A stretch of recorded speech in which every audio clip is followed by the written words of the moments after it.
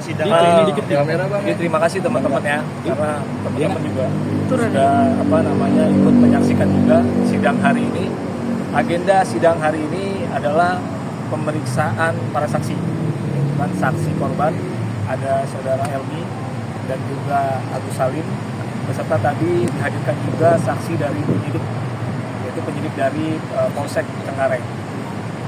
Jadi ada hal-hal tadi yang sempat kita tanyakan, dari majelis hakim juga menanyakan, digali informasi-informasi dan fakta-fakta pada saat itu, dan juga tadi dari pihak jaksa juga. Jadi semua kita dapat giliran untuk bertanya kepada saksi.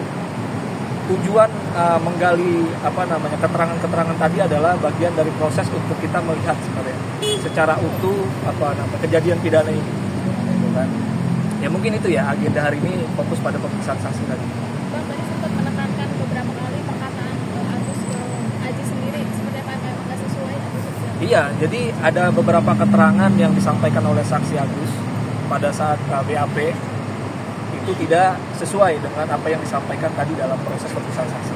Itu yang coba saya luruskan, karena yang saya sampaikan itu sebenarnya adalah lampiran dokumen resmi perkara yang ada. Jadi bukannya saya mengarang-arang, bukan, tapi memang itu semua adalah lampiran resmi yang saya sampaikan, dan saya sebagai kuasa hukum dari Aji ini berkewajiban untuk meluruskan itu.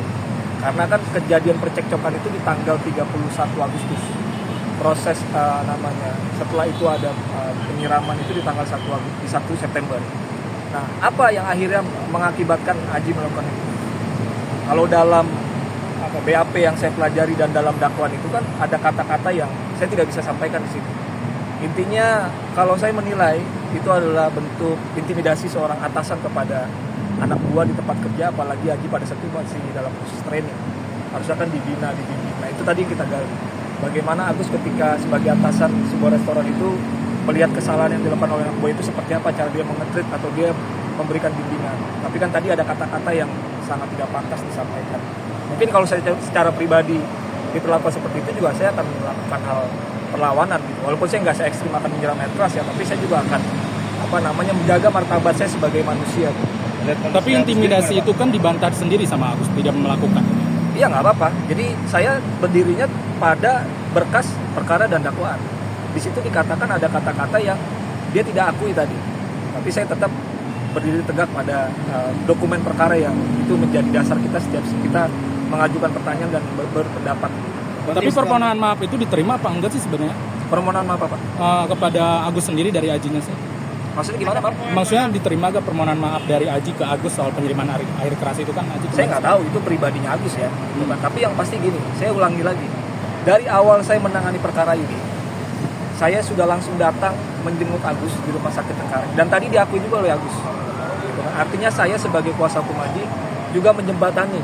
Saya turut prihatin terhadap kejadian tersebut. Gitu kan. Ini kan bukan hanya tentang cerita perbuatan, tapi kenapa ada perbuatan itu.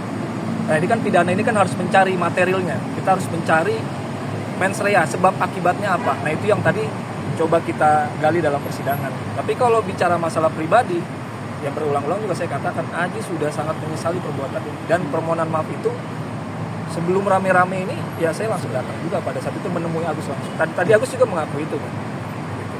Bang, tadi Aji sendiri mengutarakan apa yang dikatakan Agus itu ada beberapa poin yang tidak benar. Apa aja, Bang? Yang disangkal. Aji. Ya tadi. Jadi Aji menganggap sebenarnya pemantik percekcokan di tanggal 31 Agustus itu ya itu diakibatkan karena tadi kemarahan Agus terhadap Aji. Jadi ada kesalahan order tadi customer yang akhirnya ditegur oleh Agus, gitu kan.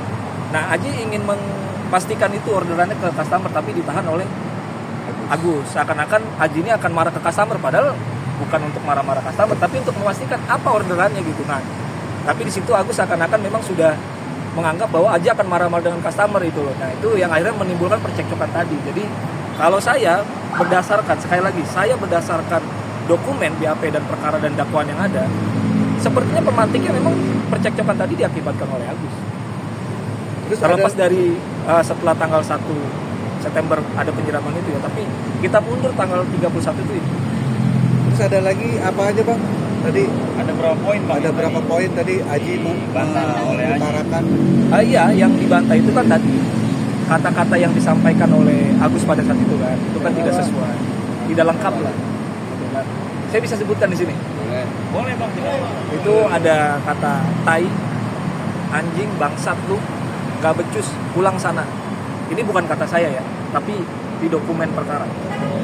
Kata-kata itu dilontarkan oleh Agus kepada Aji. Iya. Itu menurut dokumen BAP yang disampaikan Agus kepada penyidik atau Aji kepada penyidik? Itu dokumen yang disampaikan dari Aji kepada penyidik dan langsung ditranskrip ditaruh pada dakwaan jaksa.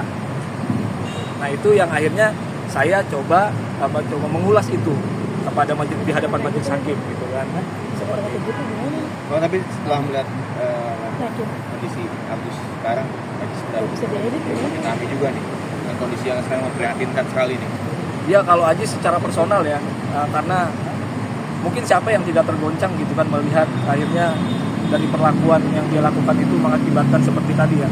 Karena saya juga baru melihat sepertinya dalam satu momen bersama nih baru ini nih, antara Aji dengan Agus kan setelah kejadian itu kan. Karena kan sebelumnya mereka tidak pernah bertemu lagi. Saya lihat tadi juga Aji agak sedikit bergetar gitu ya kan, agak dekat sama saya kan, dia juga sepertinya nangis juga melihat kondisi Agus seperti itu. Jadi kalau secara pribadi ya sangat menyesal. Kalau penyesalan sangat menyesal, itu berulang-ulang saya sampaikan. Dia sangat menyesali perbuatannya dan memang ini tidak pernah dibenarkan kan. Nah, tapi yang pasti tadi kita harus coba melihat secara utuh dulu. Kenapa kejadian itu bisa terjadi? Apa sebab akibatnya?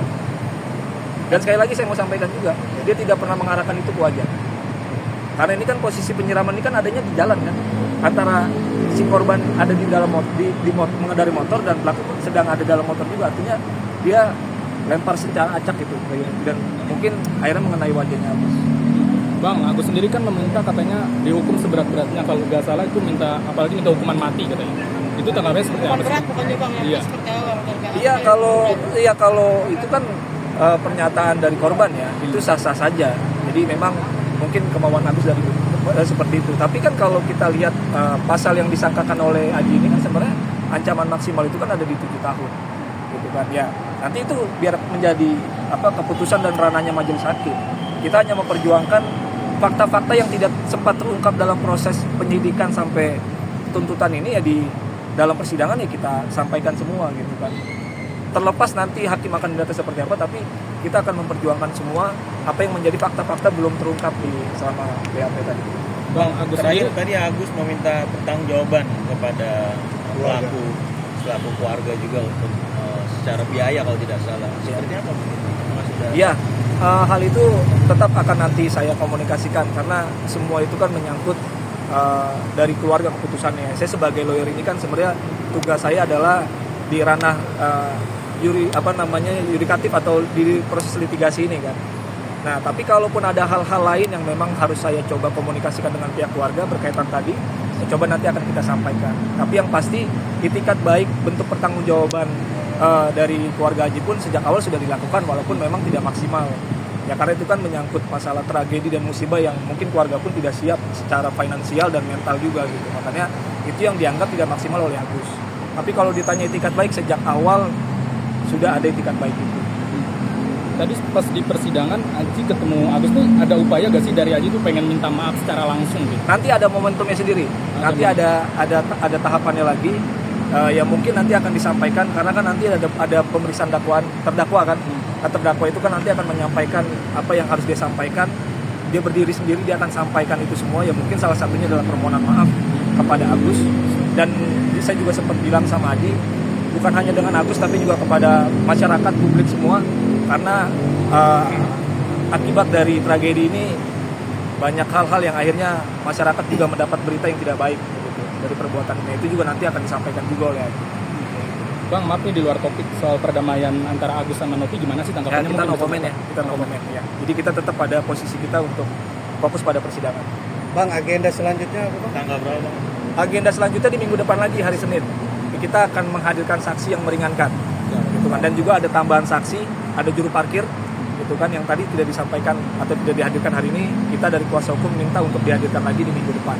Akankah sahabat atau teman sekerja Aji akan dimintai menjadi saksi? Ada juga? kemungkinan, tapi kita belum ke sana. Saya punya waktu 1 minggu dengan tim untuk mengobservasi dan juga kita akan coba menyiapkan apa yang harus kita dan siapa yang harus kita hadirkan nanti di agenda sidang. Berapa orang Bang rencananya? Tadi saya menyampaikan 3, tapi nanti mungkin bisa kurang dari 3 atau pas 3 ya, nanti mungkin kita lihat situasi di persidangan minggu depan. Bang, ini perlakuan Aji terhadap Agus boleh dikatakan bentuk sakit hatikah seorang Aji terhadap Agus? atau- Intinya ini adalah bentuk sakit hati, gitu kan. Tapi ketika saya juga mempelajari ini, saya sangat meresapi semua tahapan pemeriksaan itu. Ini apa namanya, poinnya adalah sebenarnya ini bentuk ya, kalau saya mengatakan dalam tanda kutip ya, seperti intimidasi seorang atasan kepada anak buah, apalagi Aji pada situ masih training kan. Jadi ada apa namanya gesekan itu yang akhirnya menimbulkan percekcokan dan mengakibatkan tadi penyiraman. Bang, nama lengkap siapa? Lintar Fauzi. Lintar Fauzi. Oke, cukup. Cukup. Terima kasih. Makasih, Bang. Makasih banyak ya.